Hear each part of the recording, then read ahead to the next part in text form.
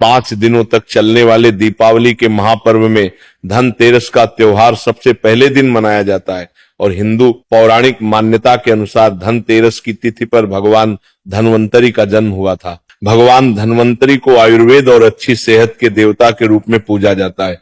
दिवाली पर धनतेरस के दिन भगवान धन्वंतरी की पूजा करने से जीवन में सुख, समृद्धि, ऐश्वर्य और अच्छी सेहत का आशीर्वाद प्राप्त होता है। साथ ही इस दिन खरीदारी करना भी बहुत शुभ माना जाता है। धनतेरस के दिन हर तरह के शुभ कार्य प्रारंभ किए जा सकते हैं। इस दिन विशेष रूप से सोना और चांदी के आभूषण, नए बर्तन आदि खरीदे जाते हैं। धनतेरस के दिन इस प्रकार की विशेष चीजें खरीदने पर मां लक्ष्मी जी का आशीर्वाद मिलता है। ऐसी मान्यता है कि धनतेरस के दिन हम जिस भी वस्तु की खरीदारी करके लाते हैं उसमें 13 गुना की वृद्धि होती है। इसलिए आपको ध्यान रखना है कि कोई भी ऐसी गलती ना करें, ऐसी वस्तु खरीद कर ना लाएं जिससे कि अशुभता आ जाए। तो धनतेरस के दिन ये चीज कौन सी है, खासकर हम आज के प्रवचन में आपको बताएंगे कि आपको इन 13 विशेष चीजों में से आपको कुछ ना कुछ वस्तुएं खरीदनी ही चाहिए। अगर आप इन सभी 13 वस्तुएं ना खरीद पाए तो इनमें से जो भी आपकी सामर्थ्य हो वह वस्तु आप घर पर खरीद कर ला सकते हैं। धनतेरस के दिन मां लक्ष्मी जी, कुबेर देवता और धन्वंतरी भगवान की पूजा करने से घर हमेशा धन, धान्य, सुख, सुविधा और वैभव से भरा रहता है। धनतेरस के दिन जो लोग सोने चांदी से बने हुए आभूषण या सोना चांदी ना खरीद पाए, उन्हें भी इस दिन कुछ चीज अवश्य ही खरीदनी चाहिए। सबसे पहली वस्तु है नई झाड़ू। धनतेरस के दिन नई झाड़ू खरीदना बहुत शुभ माना जाता है। झाड़ू को मां लक्ष्मी जी का प्रतीक माना जाता है और ऐसा माना जाता है कि नई झाड़ू से धनतेरस के दिन पहले पूजा करके फिर उसका प्रयोग करने से घर की सारी नकारात्मक ऊर्जा दूर हो जाती है और घर में सुख, समृद्धि का वास हो जाता है। अगर हो सके, सामर्थ्य हो तो धनतेरस के दिन एक झाड़ू का गुप्त दान करना चाहिए। इसे आप मंदिर में किसी चौराहे पर या ऐसी जगह पर जहां से कोई भी जरूरतमंद व्यक्ति इस झाड़ू को उठाकर ले जाए, वहां पर आपको रख देना चाहिए। दूसरी वस्तु है साबुत धनिया। धनतेरस के दिन आप कुछ लेकर आए या ना आए, साबुत धनिया तो हर कोई ला सकता है।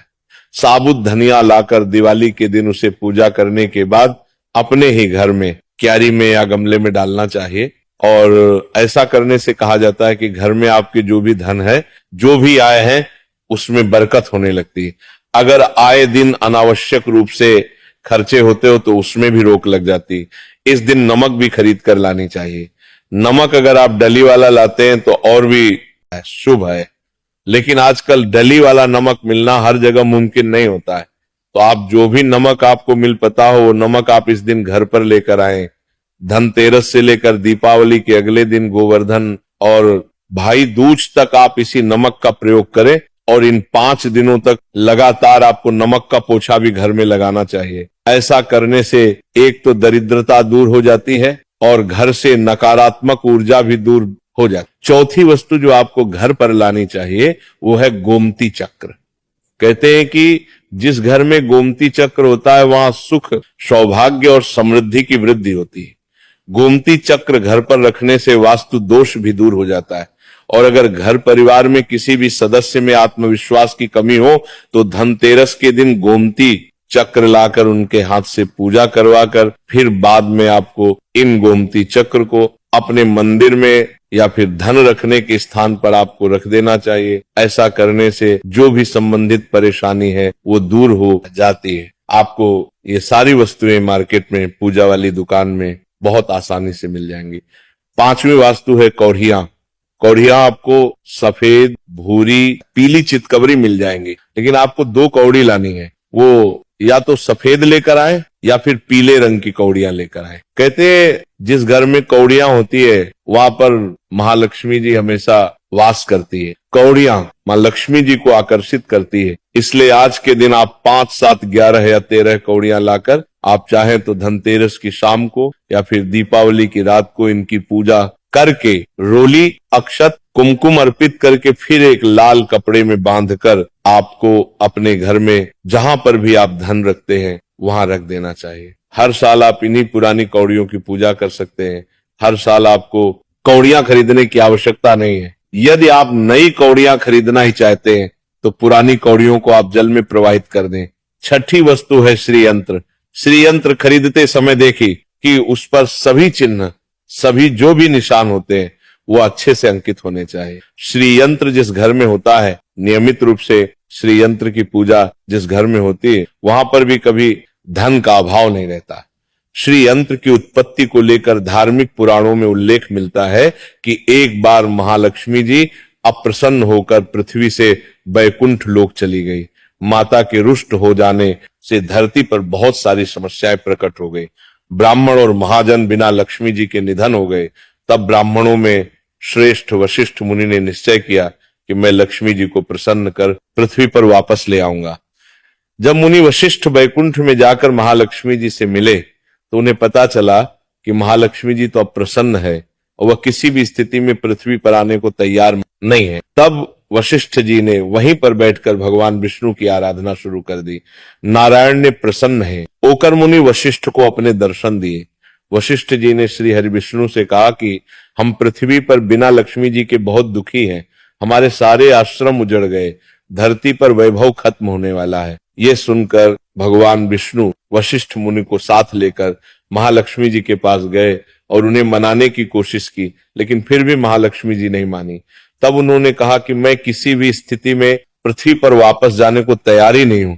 जब चारों दिशाओं में महालक्ष्मी जी के पृथ्वी पर वापस न आने की बात फैल गई, तब देवताओं के गुरु बृहस्पति जी ने एक युक्ति सुझाई। उन्होंने कहा कि अब श्री यंत्र साधना ही एकमात्र उपाय बचा है जिसे महालक्ष्मी जी को धरती पर आना ही पड़ेगा।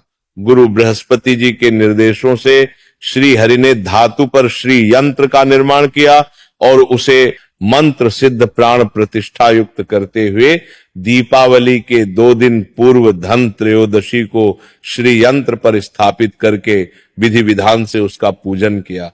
पूजन समाप्त होते होते माता लक्ष्मी जी को वहां आना ही पड़ा और वे बोली कि मैं किसी भी स्थिति में यहां आने के लिए तैयार नहीं थी, ये मेरा प्रण था, परंतु बृहस्पति जी की युक्ति से मुझे आना ही पड़ा। श्री यंत्र मेरा आधार है और इसी में मेरी आत्मा भी बसती है। यही कारण है कि धनतेरस के दिन श्री यंत्र खरीदना चाहिए और अपने घर में स्थापित करना चाहिए। 7वीं वस्तु है सातमुखी रुद्राक्ष की माला या फिर सातमुखी रुद्राक्ष। अगर आप धनतेरस के दिन सातमुखी रुद्राक्ष को घर पर लाते हैं और फिर उसकी विधि विधान से पूजा करते हैं या भगवान शिव की पूजा में आप इस रुद्राक्ष को प्रयोग करते हैं, किसी भी मंत्र का जाप करते हैं, तो उससे भी आपके घर में कभी परेशानी नहीं आती। किसी प्रकार का कोई अकाल मृत्यु का भय नहीं रहता, क्योंकि दीपावली दीपों का त्योहार होता है और इस दिन अपने घर में सामर्थ्य के अनुसार दीपक जलाए जाते हैं। धनतेरस के दिन भी दीप जलाने चाहिए। अगर आप चाहते हैं आपके घर में साक्षात महालक्ष्मी जी का वास सदा बना रहे, पूरे वर्ष भर आपके घर में धन की कोई कमी ना रहे, आपको कभी कर्ज लेने की नौबत ना आए, तो ऐसे में धनतेरस की शाम को आप 13 दीपक घर के अंदर और 13 दीपक घर के बाहर जलाएं। ऐसा करने से भी महालक्ष्मी जी का आशीर्वाद प्राप्त होता है।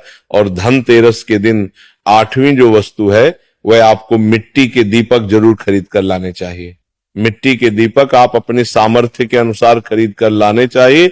अगर हो सके तो किसी जरूरतमंद को, जहां पर धन का भाव हो, ऐसे घर में आप मिट्टी के दीपक का तेल सहित और बाती सहित रुई सहित दान भी कर सकते हैं। नवी वस्तु जो आपको खरीद कर लानी चाहिए वो है लक्ष्मी जी और गणेश जी की मूर्ति।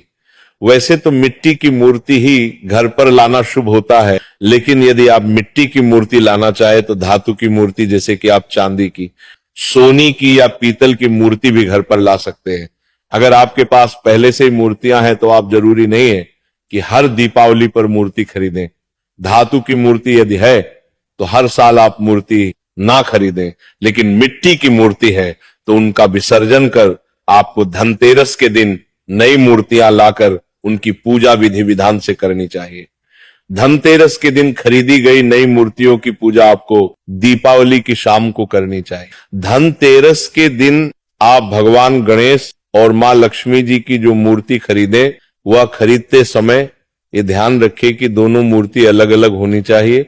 और दोनों ही मूर्ति में भगवान गणेश और लक्ष्मी जी बैठी हुई मुद्रा में हो, खड़ी हुई मुद्रा में लाई गई। जो मूर्तियां होती हैं वह उग्र स्वभाव की और चंचल मानी जाती है। अगर आप खड़ी मुद्रा वाली मूर्तियां लेकर आते हैं तो ऐसे में धन का भाव पके घर में लगातार बना रह सकता है।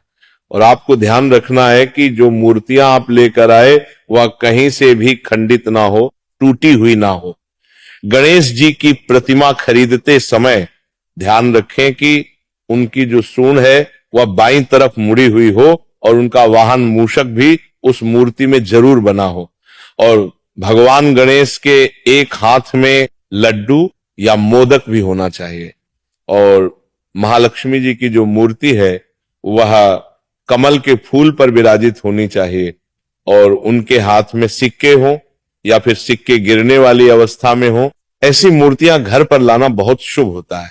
बहुत से लोग आज के दिन उल्लू पर विराजमान मूर्ति या फिर तस्वीर घर पर लेकर आते हैं, लेकिन आपको हाथी या फिर कमल के फूल पर विराजमान लक्ष्मी जी की मूर्ति या तस्वीर ही घर पर लानी चाहिए। कभी भी प्लास्टिक ऑफ पेरिस, जिसे पोप कहते हैं, प्लास्टिक की मूर्तियां इस दिन नहीं खरीदनी चाहिए और ना ही पूजा में उनका प्रयोग करना चाहिए। आप केवल मिट्टी के या फिर धातु की मूर्ति ही लेकर आए। अष्ट धातु की मूर्ति भी आप ला सकते हैं। धनतेरस के दिन आपको जो 10वीं वस्तु खरीदनी चाहिए वह है कुबेर यंत्र। कुबेर यंत्र जिस घर में होता है वहां पर धन के देवता कुबेर का वास होता है, साथ ही मां लक्ष्मी जी भी वहां पर वास करती है। आपको उत्तर दिशा में धन कुबेर यंत्र की स्थापना करनी चाहिए। इस दिशा का सही निर्माण परिवार में समृद्धि और खुशियों को लेकर आता है।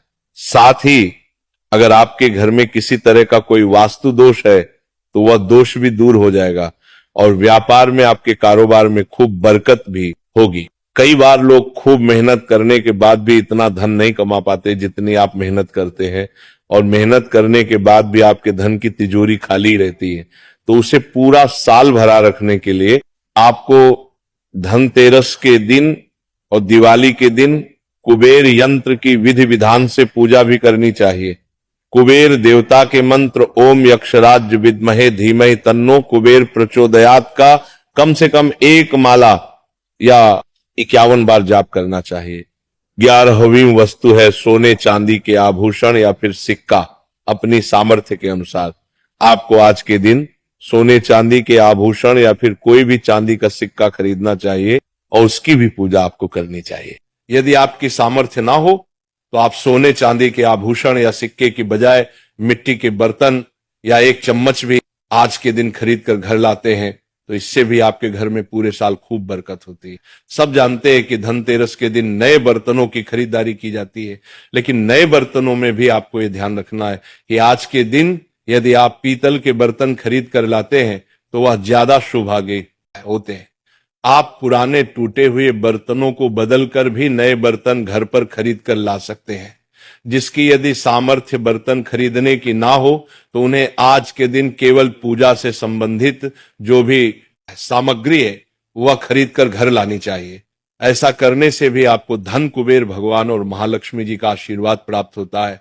जिसकी अगर सामर्थ्य हो तो वह अपने सामर्थ्य के अनुसार इस दिन कुछ भी चाहे वो खरीद सकता है। लेकिन बर्तनों में आपको लोहे के बर्तन इस दिन भूल से भी नहीं खरीदने चाहिए। लोहे के बर्तन खरीदने से एक तो शनि दोष लगता है, शनि ग्रह से संबंधित परेशानियां आपके जीवन में, आपकी कुंडली में, घर परिवार में आ सकती हैं और राहु केतु ग्रह भी बलवान हो जाते हैं। 13वीं वस्तु है पूजा का सामान और धार्मिक पुस्तकें।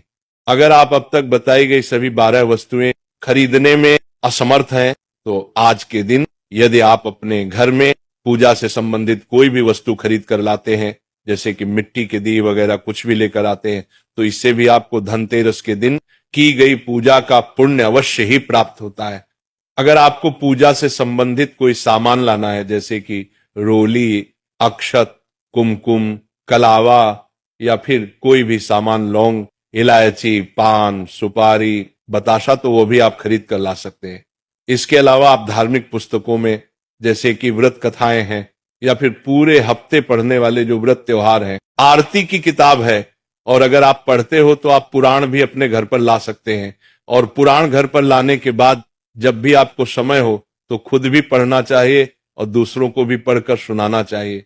ये आपको समय, सारी वस्तुएं यदि आप इनमें से कुछ भी या सारी वस्तुएं भी खरीद कर लाते हैं तो उससे कहा जाता है कि आपके घर में पूरे वर्ष महालक्ष्मी जी की कृपा बनी रहती है। घर में कभी भी आपको कर्ज लेने की स्थिति नहीं आएगी।